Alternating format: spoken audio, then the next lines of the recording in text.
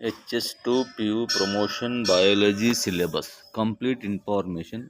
So subscribe my YouTube channel Manuguli sir. Then you will get complete details about biology syllabus. ತಾವು ನೋಡ್ತಾ ಇದ್ದರೆ ಇಲ್ಲಿ ಒಂದು ಆದೇಶವನ್ನು, ಈ ಆದೇಶ ಏನಿದೆಯಪ್ಪ ಅಂದರೆ ಸರ್ಕಾರಿ ಪ್ರೌಢಶಾಲಾ ವೃಂದದಿಂದ ಸರ್ಕಾರಿ ಪದವಿ ಪೂರ್ವ ಕಾಲೇಜುಗಳ ಉಪನ್ಯಾಸಕರ ಹುದ್ದೆಗೆ ಬಡ್ತಿ ಸಂಬಂಧಪಡ್ತಕ್ಕಂಥ ಒಂದು ಅರ್ಹತಾ ಪರೀಕ್ಷೆಯ ಬಗ್ಗೆ ಮಾಹಿತಿ ಇದೆ. ತಾವು ನೋಡ್ತಾ ಇದ್ರಲ್ಲಿ ಪ್ರಶ್ನೆ ಪತ್ರಿಕೆ ವಿನ್ಯಾಸ ಹೇಗಿರುತ್ತೆ ಅಂತಕ್ಕಂಥದ್ದು 2 ಮಾರ್ಕ್ಸು, 3 ಮಾರ್ಕ್ಸ್, 4 ಮಾರ್ಕ್ಸ್, 5 ಮಾರ್ಕ್ಸ್ ಅಂತ ಟೋಟಲ್ 32 ಪ್ರಶ್ನೆಗಳಿರ್ತವೆ. ಆಪ್ಷನ್ಸ್ ಎಲ್ಲ ಸೇರಿ 35 ಅಂಕಗಳಿವೆ. 35 ಪ್ರಶ್ನೆಗಳಿದ್ದಾವೆ, 100 ಅಂಕದ ಪ್ರಶ್ನೆ ಇದೆ. ತಾವು ನೋಡ್ತಾ ಇದ್ರಿ ಇಲ್ಲಿ 2 ಅಂಕದ 12 ಇದ್ದಾವೆ, 3 ಅಂಕದ 9 ಇದ್ದಾವೆ, 4 ಅಂಕದ 6, 5 ಅಂಕದ 5 ಇರ್ತವೆ. ಆಮೇಲೆ content area wise question coverage ಹೇಗಿದೆ ಅಂತ ನೋಡ್ರಿ. ಫಸ್ಟ್ ಇಯರ್ದು 13%, ಸೆಕೆಂಡ್ ಇಯರ್ದು 13%, ಮಾಸ್ಟರ್ ಡಿಗ್ರಿದು 6%, ಟೋಟಲ್ 32. ಸೊ 100 ಮಾರ್ಕ್ಸಿಗೆ ಪೇಪರ್ ಇರುತ್ತೆ. Difficulty level easy, average, difficult. Easy 13, average 13, difficult 6. ಹೀಗೆ ಒಟ್ಟು 40, 40, 20, ಟೋಟಲ್ 100. ಈಗ ಬಯಾಲಜಿ PG ಸಿಲೆಬಸ್ಸನ್ನು ನೋಡಿದಾಗ ಫಸ್ಟ್ ಇಯರ್, ಸೆಕೆಂಡ್ ಇಯರ್ ಎಲ್ಲ ಸೇರಿ ಸಿಲೆಬಸ್ ಏನಿದೆ ನೋಡಿ. Cell biology and cell cycle ಬಗ್ಗೆ ಇದ್ದಾವೆ. ಇಲ್ಲಿ almost all principles, light, phase, autography, photometry, flow cytometry, Raman effect ಬಗ್ಗೆ, ultrastructure of prokaryotic and eukaryotic, structure of mitochondria, chloroplast, cytoskeleton, ಮತ್ತು microfilaments, centrioles ಬಗ್ಗೆ, ಪ್ಲಾಜಿಲ್ಲಾ ಬಗ್ಗೆ, ಸೆಲ್ ಮುಟಿಲಿಟಿ ಬಗ್ಗೆ, ಸೆಲ್ ಡಿವಿಷನ್ ಬಗ್ಗೆ.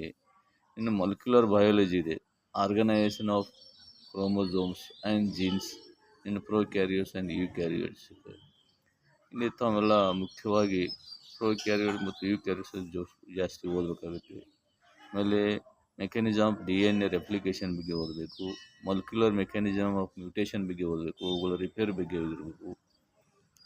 Recombination ಬಗ್ಗೆ ಇರ್ಬೋದು. ಹೋಮೋಲೋಗಸ್ ಆ್ಯಂಡ್ ಹೆಟ್ರೋಜೆನಸ್ ಬಗ್ಗೆ ಓದಬೇಕು.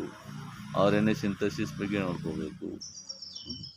ಇಲ್ಲಿ ಸುಮಾರು ಇದ್ದಾವೆ, ತಾವು ಗಮನಿಸ್ತಾ ಇದ್ರಲ್ಲಿ ಅಮೈನೋ ಆಸಿಡ್, tRNA ಬಗ್ಗೆ ನೋಡಬೇಕು.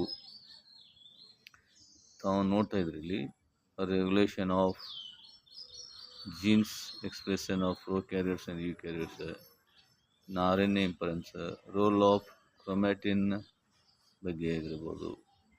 ಇನ್ನು ಬಯೋಟೆಕ್ನಾಲಜಿ ಬಗ್ಗೆ ಬಂದಾಗ ಅಲ್ಲಿ ಆಲ್ಮೋಸ್ಟ್ ಆಲ್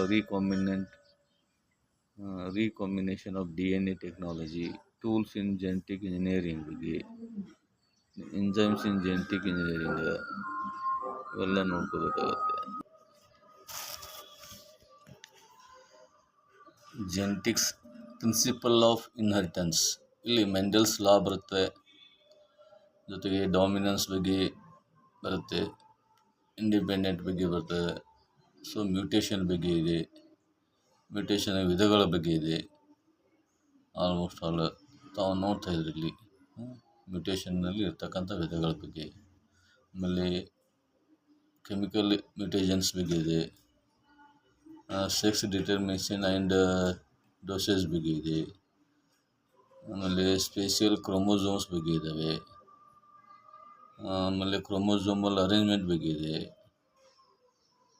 ನ್ಯೂಮರಿಕಲ್ ಇನ್ವಿಟೇಷನ್ ಬಗ್ಗೆ ಇದೆ, ಎಕಾಲಜಿ ಆ್ಯಂಡ್ ಎನ್ವಿರಾನ್ಮೆಂಟ್ ಅಂತಿದೆ.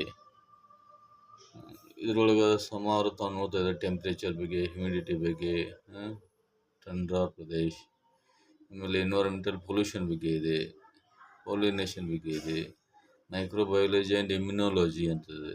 ಇದರಲ್ಲಿ ತಾವು ಮೊನೆರಾ ಬಗ್ಗೆ, ಮೈಕ್ರೋಬಯಾಲಜಿ ಬಗ್ಗೆ, ಪ್ಲ್ಯಾಂಟ್ ಸೆಲ್ ಬಗ್ಗೆ, ಮತ್ತು ಆಲ್ಮೋಸ್ಟ್ ಆಲ್ ತಾವು ನೋಡ್ತಾ ಇದ್ದಾರೆ.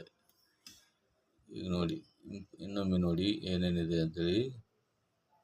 ಎಕಾಲಜಿ ಬಗ್ಗೆ, ಮೈಕ್ರೋಬಯಾಲಜಿ ಬಗ್ಗೆ, ಮೈಕೋಲಜಿ ಅಂತಿದೆ, ಇಲ್ಲಿ ಜನರಲ್ ಕ್ಯಾರೆಕ್ಟರ್ ನೋಡಬೇಕು. ವೈರಾಲಜಿ, ಮೈಕ್ರೋಬಿಯಲ್ ಡಿಸೀಸ್ ಬಗ್ಗೆ ಆಗಿರ್ಬೋದು, ಪ್ಲ್ಯಾಂಟ್ ಮೈಕ್ರೋಬ್ ಇಂಟ್ರಾಕ್ಷನ್ ಬಗ್ಗೆ ಆಗಿರ್ಬೋದು, ಇಮ್ಯುನಾಲಜಿ ಬಗ್ಗೆ ಆಗಿರ್ಬೋದು, ಅದರಲ್ಲಿ ಇನ್ಫ್ಲಾಮೇಷನ್, ಆಮೇಲೆ ಆಟೋಸಮ್ಯುನಿಟಿ, ಪ್ರೈಮರಿ ಆ್ಯಂಡ್ ಸೆಕೆಂಡರಿ ಇಮ್ಯೂನ್ ಬಗ್ಗೆ, ರೆಸ್ಪಾನ್ಸ್ ಬಗ್ಗೆ, ಆಮೇಲೆ ಎಲ್ಲ ಪ್ರೊಸೀಜರ್ ಬರ್ತವೆ. ಟೋಟಲ್ ಆಗಿ ಇಮ್ಯೂನ್ ರೆಸ್ಪಾನ್ಸ್ ಇನ್ ಟ್ರಾನ್ಸ್ಪ್ಲಾಂಟ್